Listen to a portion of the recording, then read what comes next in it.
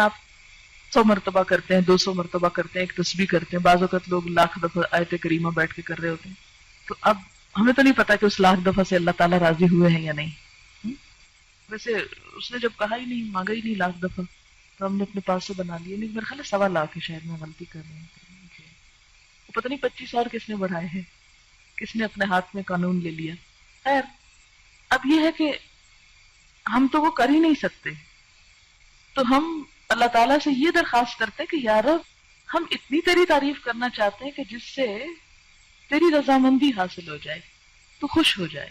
سبحان اللہ وبحمدہ عدد خلقہ ورضا نفسہ وزنۃ عرشہ ومداد کلماتہ. سبحان اللہ، پاک ہے اللہ، یا پاکی اللہ کے لیے ہے. وبحمدہ، اور ساتھ اس کی تعریف کے، یعنی اللہ کی پاکی بیان کرتا ہوں اس کی تعریف کے ساتھ. کتنی پاکی بیان کرتا ہوں، کتنی تسبیح کرتا ہوں؟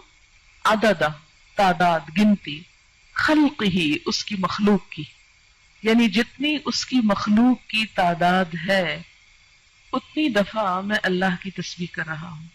تو اب جب ہم تسبیح کرتے ہیں، جیسے تسبیح پڑھتے ہیں دانوں کے اوپر، ہم کہتے ہیں سبحان اللہ سبحان اللہ سبحان اللہ سبحان اللہ، یا انگلیوں کے اوپر پڑھ رہے ہیں آپ، تو ایک وقت میں آپ کتنی دفعہ پڑھ سکتے ہیں؟ مثلا 1 منٹ میں چند دفعہ ہی پڑھیں گے نا.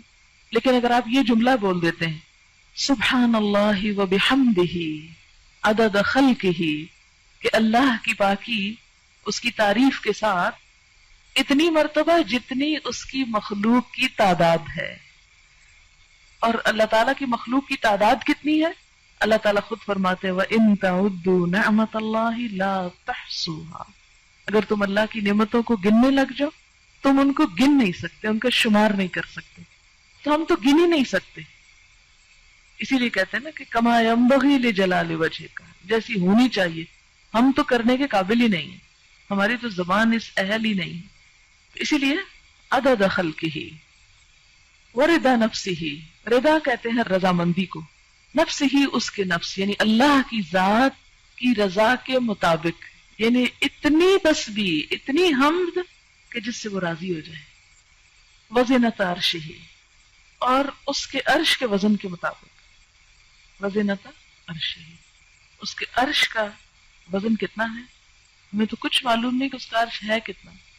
امام مالک نے کہا تھا نا کہ اس کے بارے میں سوال بدعت ہے، سوال بھی مت کرو کہ کیسا ہے وہ، ہمیں نہیں معلوم، بس اتنا پتا ہے کہ وہ ہے، کیسا ہے یہ نہیں معلوم.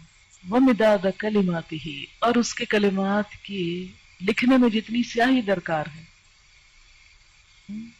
مداد کلماتی، اچھا وہ کتنی درکار؟ سورۃ الکہف میں آپ پڑھیں گے اللہ تعالیٰ فرماتے ہیں کہ لو کان البحر مدادا لکلمات ربی لنفد البحر قبل ان ينفد کلمات ربی، کہ اگر یہ سارے سمندر سیاہی بن جائیں اور اس سے رب کی باتیں لکھی جانے لگے، اس سے پہلے کہ رب کی باتیں ختم ہو سمندر کی سیاہی ختم ہو جائے. ایک اور جگہ آتا ہے کہ 7 سمندر اور بھی آپ ڈال لیں اور اس کو سیاہی بنا لیں اور لکھنا شروع کر دیں تو رب کی باتیں ختم نہیں ہو سکتی. تو پھر اس کے لیے کتنی سیاہی چاہیے ہوگی، ہم تو اس کے بارے میں امیجن بھی نہیں کر سکتے. فرمایا جتنی چاہیے وہ مداد کلمات، کہ اس کے کلمات جتنے ہیں ان کو لکھنے کے لیے جتنا وہ مٹیریل چاہیے اس سب کے برابر. سبحانک اللہم و بحمدک اشہد ان لا الہ الا انت استغفرک و اتوب الیک. السلام علیکم و رحمۃ اللہ وبرکاتہ.